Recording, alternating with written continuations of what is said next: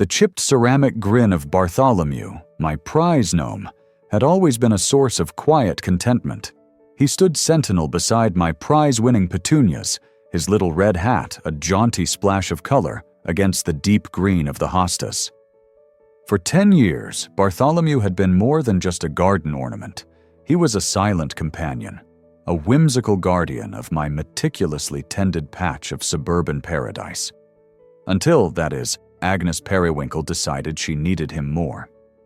My name is Arthur Penhaligon, and I am, by most accounts, a man of quiet habits and even quieter passions. My garden is my sanctuary, a verdant testament to patience, a vibrant canvas where I paint with blooms and soil. I've cultivated an award-winning rose bush, coaxed reluctant lavender into fragrant abundance, and wrestled with the persistent blight that threatened my tomatoes. But Bartholomew, with his perpetually cheerful expression and fishing rod perpetually poised, held a special place in my heart. He was the whimsical punctuation mark in my otherwise orderly existence. Agnes Periwinkle, on the other hand, was a whirlwind of vibrant chaos.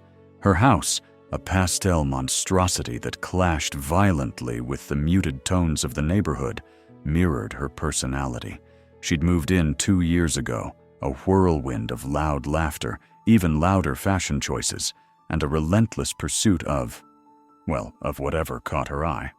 And apparently, what caught her eye was Bartholomew. It started subtly. A casual, "Oh, Arthur, what a delightful gnome. He's just divine." I'd smiled, a little too brightly, and mumbled something about him being a long-time resident. Then came the bolder pronouncements, delivered over the shared fence while I was wrestling with a particularly stubborn patch of dandelions. "You know, Arthur, my garden is so dreadfully bare. It needs a touch of whimsy, a certain je ne sais quoi." I'd politely suggested she might find some lovely garden centers in the vicinity. She'd waved a dismissive, bejeweled hand. "Oh, darling, that's so conventional. I'm looking for something with personality, something that speaks to the soul." The soul, apparently, spoke in the language of stolen garden gnomes. One Tuesday morning, the air thick with the promise of a sweltering summer day, I went to greet Bartholomew. He wasn't there. The patch of earth where his sturdy base had rested was bare, disturbed. A single, wilting petunia lay forlornly on its side, as if in mourning. My heart sank. It wasn't just a gnome, it was a betrayal. Panic, a sensation I rarely entertained, began to prickle at my skin. I scanned Agnes's yard, a riot of mismatched planters, plastic flamingos, and a truly alarming collection of garden gnomes, none of which I recognized. And then I saw him. Bartholomew, his little red hat askew, nestled unceremoniously between a garish pink flamingo and a gnome with a disturbingly vacant stare. He looked displaced. His cheerful grin seemed to mock me from his new, ignoble surroundings. A cold fury, slow and steady, began to build within me. This wasn't just theft. It was an act of horticultural vandalism. Agnes Periwinkle, with her gaudy taste and her insatiable acquisitiveness, had dared to plunder my sanctuary. She had stolen not just a ceramic figure, but a piece of my peace. I stood there, my hands clenched into fists, the morning dew clinging to my sensible gardening trousers.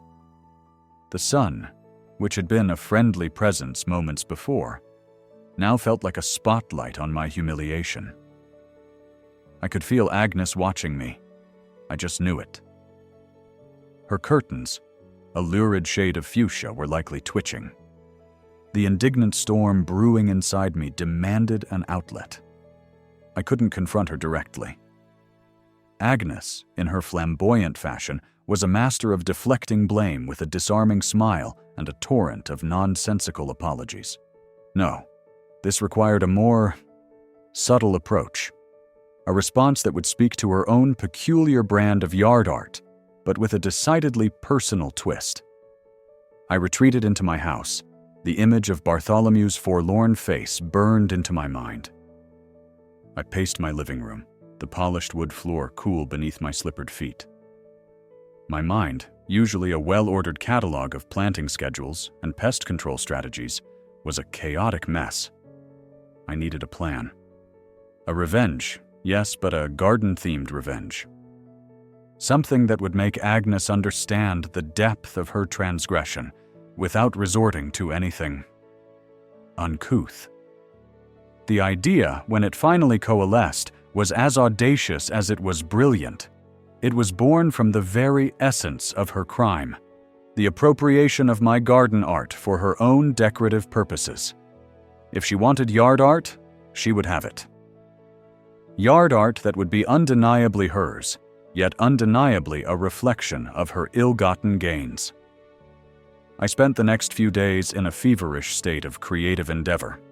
My shed, usually a haven of neatly organized tools and bags of fertilizer, became a clandestine workshop. I rummaged through old mannequins I'd acquired at a yard sale years ago, intending to use them for some ill-fated scarecrow project that never materialized. Their blank, featureless faces were perfect. My initial thought was to simply create scarecrows, but that felt too generic. Agnes deserved something more, something that would truly resonate with her, and with her act of gnome napping. And then it struck me.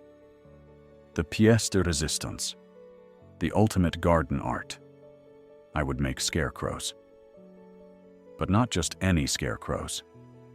These scarecrows would wear the faces of Agnes Periwinkle. The thought sent a shiver of wicked delight down my spine. It was a form of artistic retribution, a horticultural haunting. I would create a silent, stationary chorus of Agneses, each one a twisted echo of her own acquisitive spirit. I began with the mannequins. I painstakingly stripped away their original heads, leaving behind smooth, blank surfaces. Then, with meticulous detail, I began to sculpt. I used a combination of plaster of Paris and a strong adhesive, layering it onto the mannequin heads, shaping and molding. It was painstaking work, requiring a level of artistic focus I hadn't employed since my brief, disastrous foray into pottery in college. My objective? To capture the essence of Agnes, her wide, slightly upturned nose, her perpetually pursed lips, which could convey both saccharine sweetness and thinly veiled disapproval. Her eyes, which always seemed to hold a glint of something mischievous, something knowing. I worked late into the night, the only sounds the gentle rasp of my sculpting tools and the distant hum of suburban life. I thought of Bartholomew, of his unwavering cheerfulness, and it fueled my resolve. This wasn't about malice, not entirely. It was about restoring balance, about reminding Agnes that actions, even seemingly small ones like stealing a garden gnome, have consequences. As I sculpted, I found myself studying photographs of Agnes. I'd taken them discreetly, of course, during neighborhood gatherings, or while she was flusteredly trying to wrangle her overly enthusiastic poodle. I'd stare at her face, trying to decipher the subtle nuances, the fleeting expressions. It was a strange form of intimacy, this intensely focused study of an adversary's features. The first head took me nearly 3 days. I'd achieved a startling resemblance, a caricature that was both unsettling and undeniably Agnes. The lips were perfectly pursed, the nose a little too prominent, the eyes hollow sockets that I would later fill with a startlingly realistic shade of blue. I felt a surge of triumph, a quiet satisfaction that was entirely foreign to my usual gardening endeavors. This was my masterpiece. This was my revenge. The next few weeks were a blur of creative frenzy. I sourced old clothes from thrift stores, choosing garments that I'd seen Agnes wear, a particularly garish floral print dress, a bright yellow raincoat, a sequined top that I'd always privately considered a sartorial crime. I stuffed them with straw, giving them a lumpy, rustic form. I fashioned crude wooden limbs, attaching them to the torso. And then, the heads. I created 6 of them, 6 Agneses, each one a slightly different iteration of her personality. One was smiling, a wide, unsettling grin. Another wore a look of imperious disapproval. A third seemed perpetually on the verge of tears, her painted lips quivering. The fourth exuded an air of forced cheerfulness, her eyes wide and unblinking. The fifth had a sly, knowing smirk, as if she'd just pulled off a particularly clever heist. And the sixth was simply Agnes, caught in a moment of bewildered confusion. I painted them with meticulous care, using acrylic paints that would withstand the elements. I gave them Agnes's distinctive auburn hair, carefully fashioned from yarn and glued in place. I even added tiny details, a smattering of freckles, a faint blush on the cheeks, the almost imperceptible hint of a mole near her lip. As each scarecrow took shape, a peculiar sense of power welled up within me.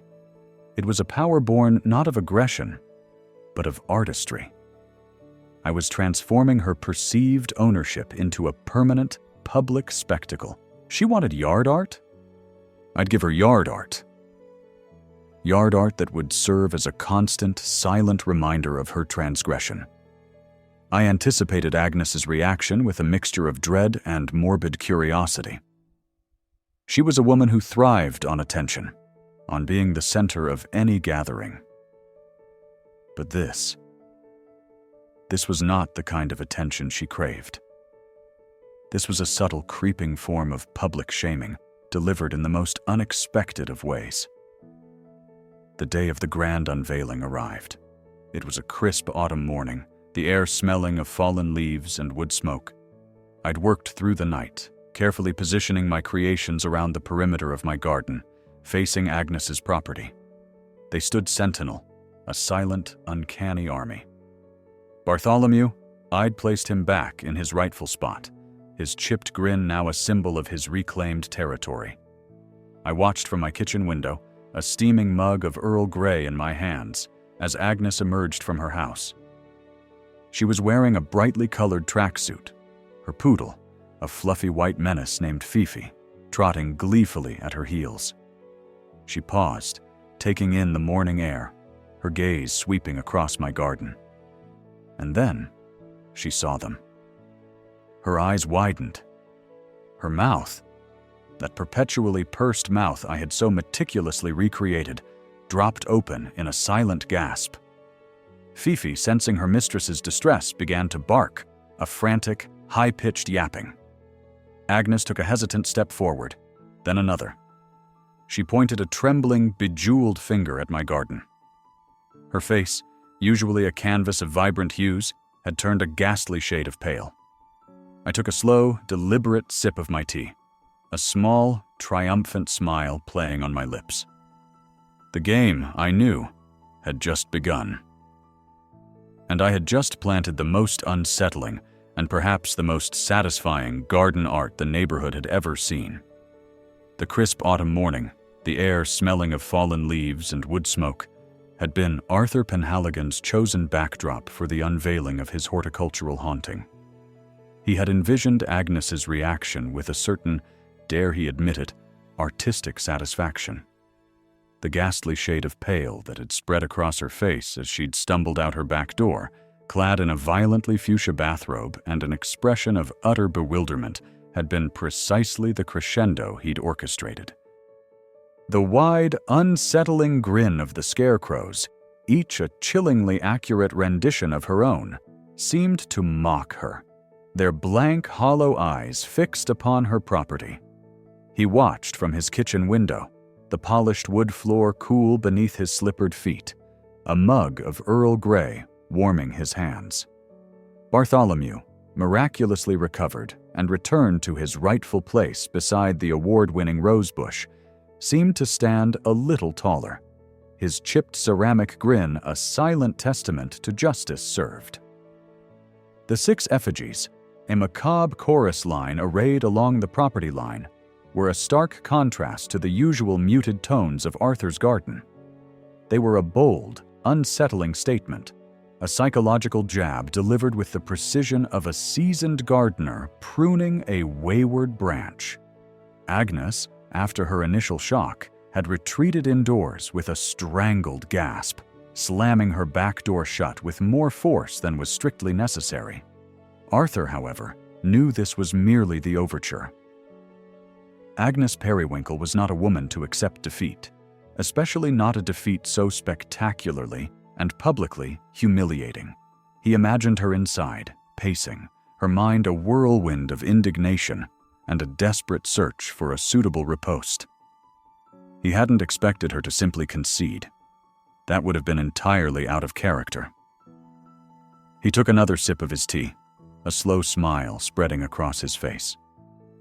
The Scarecrows, dressed in Agnes's most egregious sartorial crimes, the sequined top that shimmered with the garishness of a disco ball, the lurid floral print dress that promised a migraine, the bright yellow raincoat that seemed to scream for attention, were not merely inanimate objects. They were a message, a deeply personalized, unsettlingly accurate message. He had spent weeks in his clandestine workshop, a converted garden shed smelling faintly of plaster of Paris and adhesive, painstakingly sculpting each face.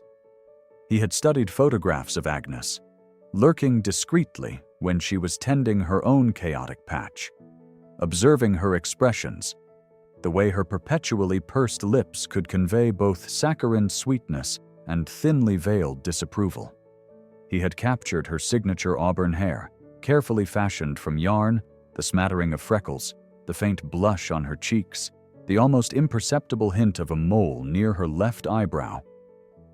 The effect, he had to admit, was rather chilling. The first few days after the unveiling were a period of quiet observation. Agnes remained largely indoors, her curtains drawn.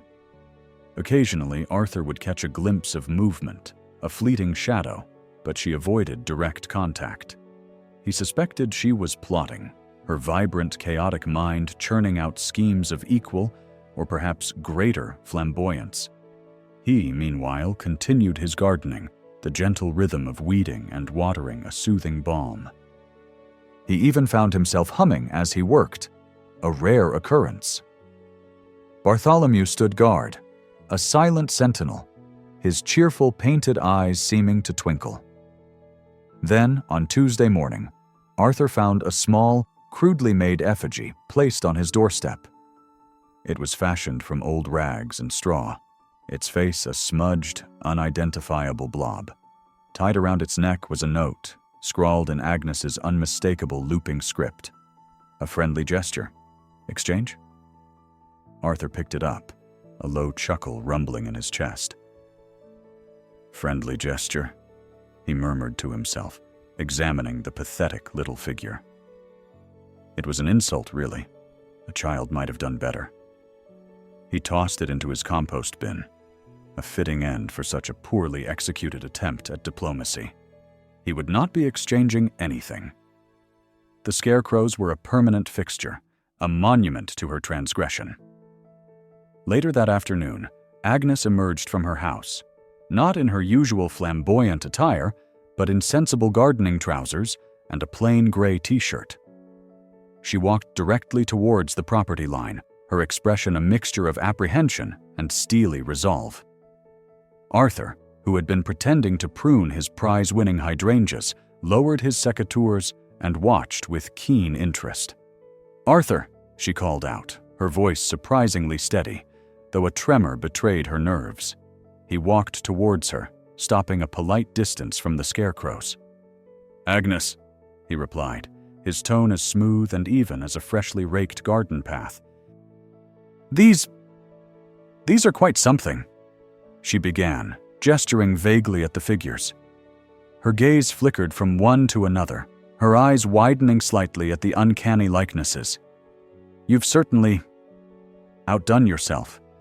"I do appreciate art, Agnes," Arthur said, his gaze meeting hers.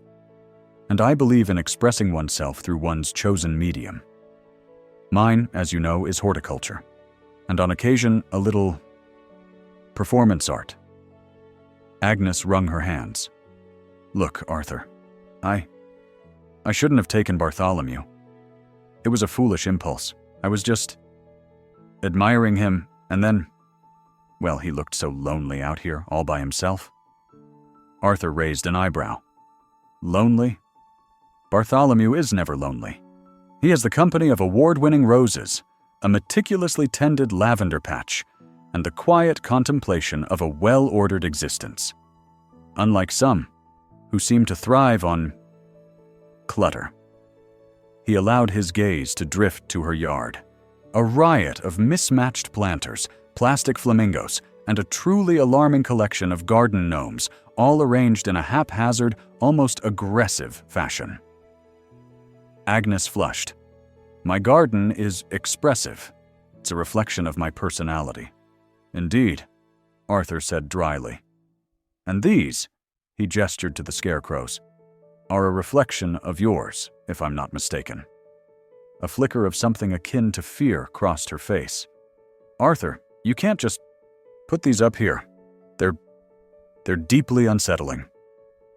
My guests are coming for tea on Saturday. They'll be disturbed. Disturbed? Arthur echoed, a glint in his eye. Perhaps, or perhaps they'll be enlightened. Perhaps they'll come to understand the profound impact of appropriation, of taking what isn't yours. He leaned in slightly. You see, Agnes, Bartholomew is not just a gnome. He is a symbol of peace, of order, of a life carefully cultivated. And when that symbol is disrupted, well, the gardener must take action to restore balance. Agnes visibly blanched. You're saying this is revenge?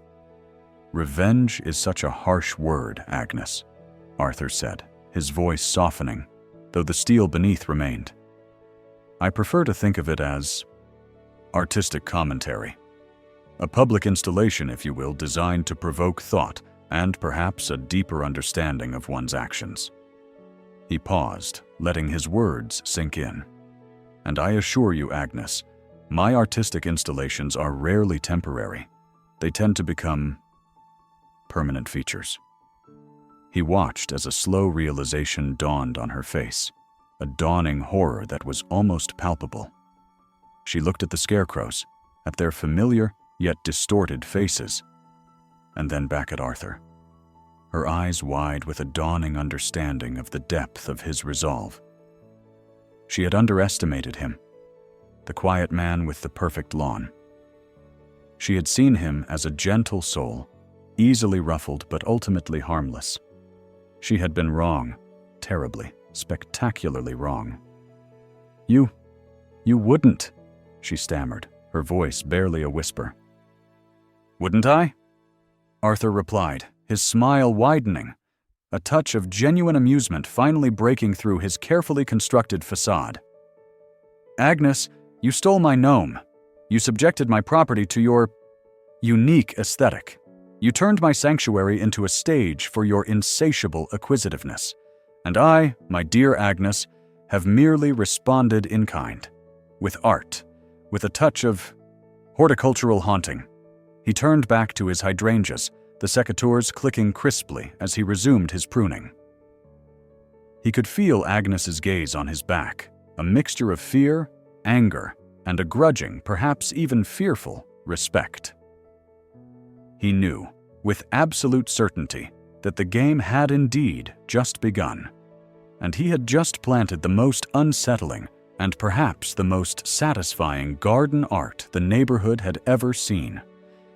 Agnes Periwinkle, it seemed, was about to become a permanent fixture in his garden, and he suspected, with a thrill of anticipation, that she might even start to appreciate the quiet order of his domain, albeit from a rather unconventional perspective. The scarecrows, his uncanny army, stood sentinel, their Agnes faces eternally fixed in a disconcerting grin, a constant reminder of the day the quiet gardener struck back.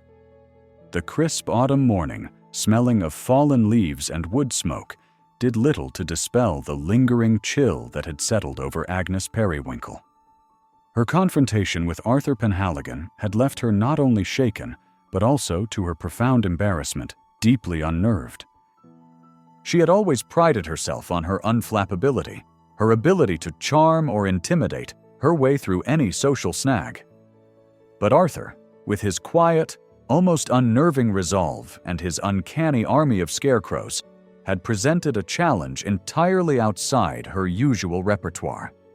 The sight of those 6 Agnes-faced effigies staring balefully across the dew-kissed lawn, each wearing a grotesque parody of her most flamboyant outfits, had burrowed under her skin. It wasn't just the theft of Bartholomew that rankled. It was the profound, almost artistic, humiliation. She retreated into her house, a riot of clashing colors and overstuffed furniture that mirrored her own ebullient, if questionable, taste. Fifi, her fluffy white menace of a poodle, yapped incessantly at her ankles, sensing her mistress's disquiet. Agnes, usually one to greet such minor disturbances with a dismissive wave and a louder pronouncement, found herself unusually subdued. She poured herself a generous measure of sherry, the amber liquid doing little to warm the cold knot in her stomach. Arthur's words echoed in her mind. Bartholomew enjoyed his orderly life. An artistic commentary, a permanent fixture. He had made it sound less like a petty dispute over garden decor and more like a declaration of war, waged with plaster, straw, and a disturbingly accurate likeness of her own face. For the next few days, Agnes found herself peering through her lace curtains with a morbid curiosity she wouldn't admit to anyone. The scarecrows remained, steadfast sentinels of Arthur's retribution. They were undeniably effective. Each one was a masterpiece of unsettling realism, from the carefully sculpted features to the uncanny replication of her most egregious sartorial choices. One wore the lurid shade of fuchsia that Arthur had once subtly, or not so subtly, described as challenging. Another sported the garish floral print dress she'd bought on a whim, the one that made even Fifi recoil. A third was clad in a bright yellow raincoat, perpetually poised as if caught in a downpour. The sheer audacity of it all was, Arthur had implied, the point. Agnes tried to dismiss it as Arthur's eccentricities, the ramblings of a man whose life revolved around prize-winning roses and silent ceramic companions. But a seed of genuine fear had been planted.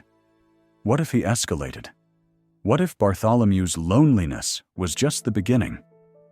She recalled Arthur's precise, almost clinical explanation of how he'd crafted the faces, the subtle molding, the painstaking painting. It spoke of a meticulousness that was both admirable and terrifying. This wasn't a man prone to impulsive acts of garden vandalism. This was a man who planned. Her usual strategy of bold confrontation felt entirely out of place.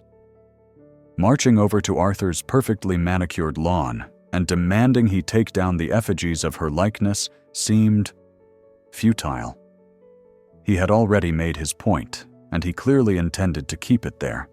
She even considered calling the police, but what would she say? My neighbor has put scarecrows that look like me in his garden because I borrowed his gnome? It sounded utterly ridiculous, even to her. She could imagine the polite but firm dismissal from the officer on duty. Meanwhile, Arthur Penhaligon found a new rhythm to his days.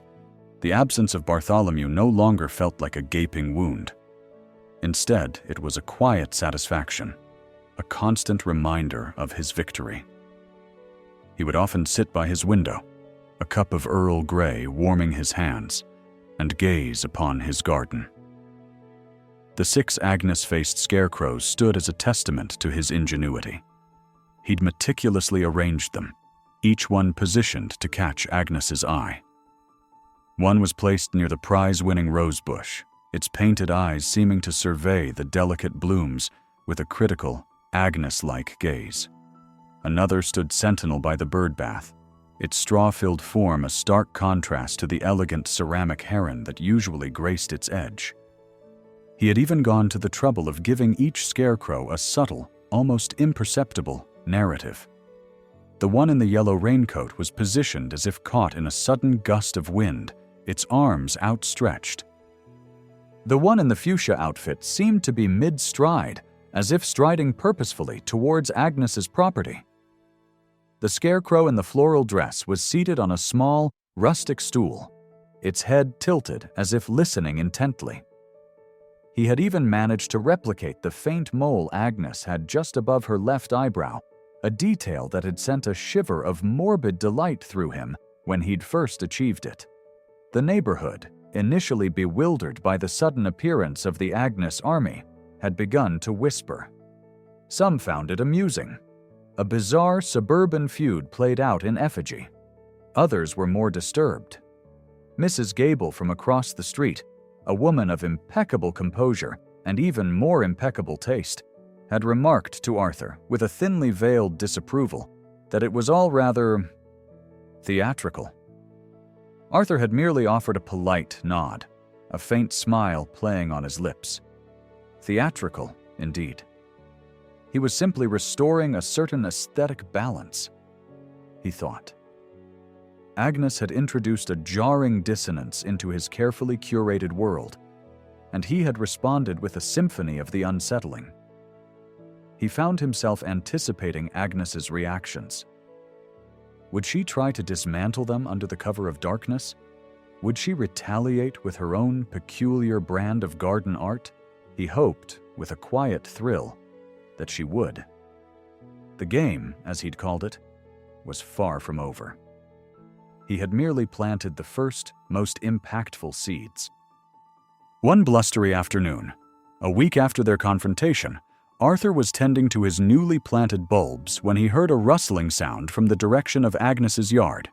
He straightened up, his trowel poised, and peered through the fence. Agnes was there, poking tentatively at the base of the scarecrow in the yellow raincoat. She was wearing an oversized knitted hat that resembled a particularly lumpy mushroom, and her face was a mask of anxious indecision. She reached out a gloved hand, as if to touch the straw-filled arm, then snatched it back as if burned. Arthur watched, a slow smile spreading across his face. She was afraid. Not of physical harm, but of the psychological impact. He had, in his own quiet way, managed to dismantle her bravado, to expose the vulnerability beneath her flamboyant exterior. He knew, from her fleetingly visible discomfort during their last exchange, that the scarecrows had struck a nerve. They were a constant mocking reminder of her impulsive act and Arthur's calculated response. He decided to give her a little more encouragement. He retreated to his shed, the air thick with the scent of wood and fertilizer. He had been working on a new project, a subtle addition to his collection. He emerged an hour later, carrying a small, crudely fashioned effigy. It was a miniature Agnes, no more than a foot tall, made from a few scraps of fabric and some straw. He had even managed to fashion a tiny, lumpy mushroom hat for it.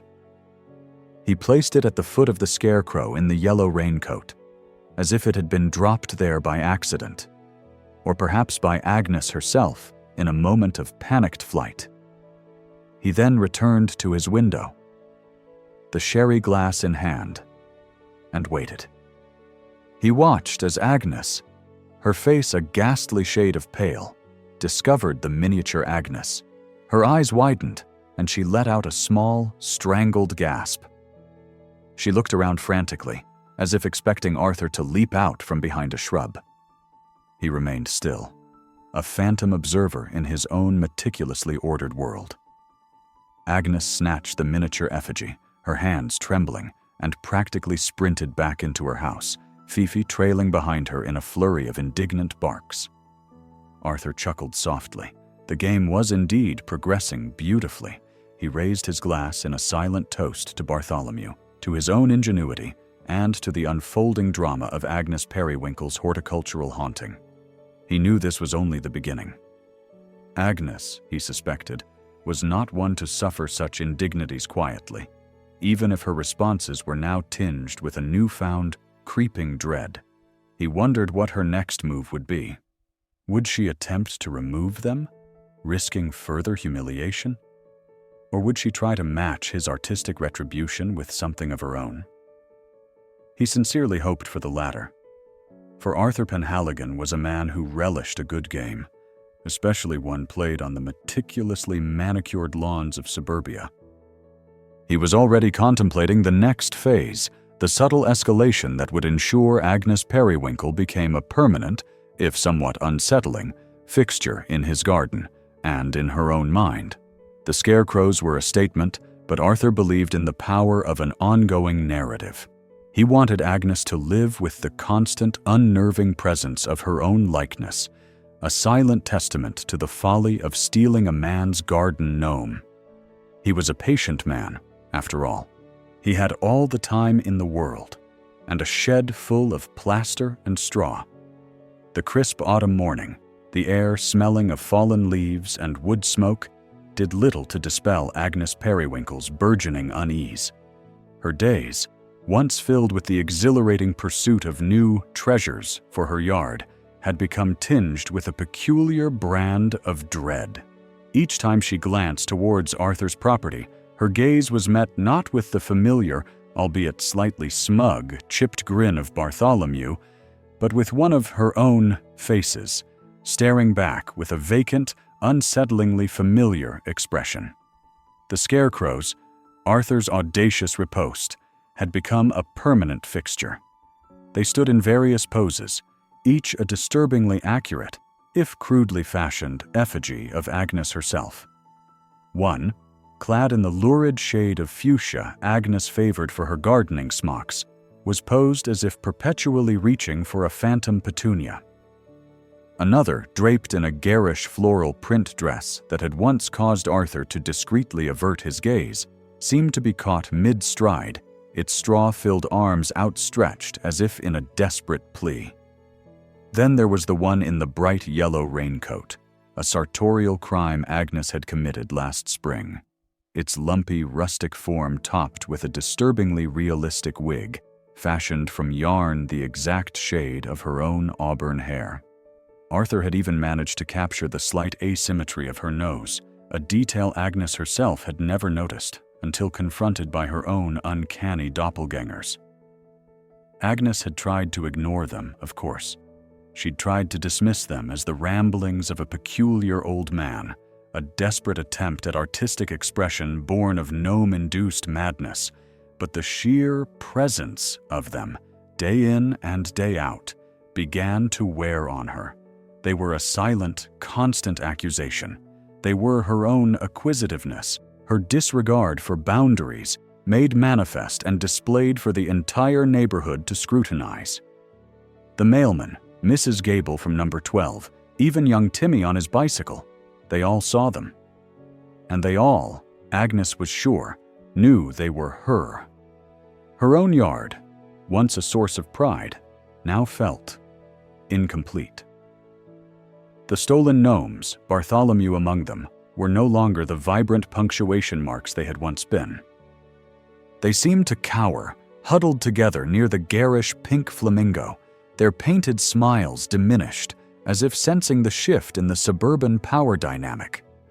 Agnes found herself avoiding her own front window, the one that offered the clearest view of Arthur's vengeful garden.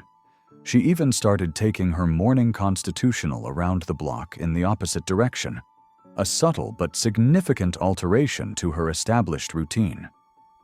Arthur, meanwhile, observed Agnes's subtle discomfiture with a quiet, almost imperceptible satisfaction. He tended his roses with renewed vigor, his secateurs snipping with a precision that bordered on the surgical. He would often find himself lingering by the fence, pretending to admire a particularly robust bloom, all the while acutely aware of Agnes's furtive glances. He saw her hesitant steps, the way she clutched her gardening shears a little tighter, the slight tremor in her hand as she reached for a weed. It was a slow burn, this revenge. but it was undeniably effective. One Tuesday, as Arthur was meticulously deadheading his prize-winning dahlias, a small white fluff ball erupted from Agnes's back door. It was Fifi, her perpetually yapping, impeccably groomed poodle, a creature Agnes treated with more affection than most people reserved for their own children. Fifi, in a rare moment of adventurousness, bolted across the lawn, a fluffy white menace intent on exploring new olfactory frontiers. It streaked past the fence, its tiny pink tongue lolling, and made a beeline for Arthur's garden. Arthur watched, a flicker of amusement in his eyes. Fifi, unbound by the social anxieties that now plagued its owner, showed no hesitation. It sniffed at the base of the scarecrow in the floral dress, its tail giving a tentative wag. Then, with a sudden, inexplicable burst of canine curiosity, it began to bark furiously at the scarecrow's face. Agnes, who had followed Fifi to the boundary of her property, let out a strangled cry. "Fifi, get back here, you naughty girl!" Fifi ignored her, its barks escalating into a frenzy. It pawed at the scarecrow's straw-filled leg, its tiny body quivering with excitement and perhaps a touch of confusion. The scarecrow, of course, remained impassive, its Agnes-like face staring blankly ahead. Arthur finally intervened, his voice calm but carrying a hint of amusement. "It seems Fifi finds your likeness intriguing, Agnes." Agnes flushed, her hand flying to her chest. She's never done that before. She's never barked at anything like that. She glared at Arthur, then at the scarecrow, then back at Arthur. You've done something to them, haven't you? You've enchanted them or something." Arthur chuckled, a low, rumbling sound that seemed to vibrate with suppressed glee. "My dear Magnus, I assure you, my methods are far more conventional. Plaster of Paris, burlap, a generous amount of straw, and a keen eye for detail." "No enchantment necessary." He gestured with his trowel towards the scarecrow. "Perhaps Fifi simply recognizes a kindred spirit, a certain flamboyant energy, perhaps?" Agnes recoiled as if struck.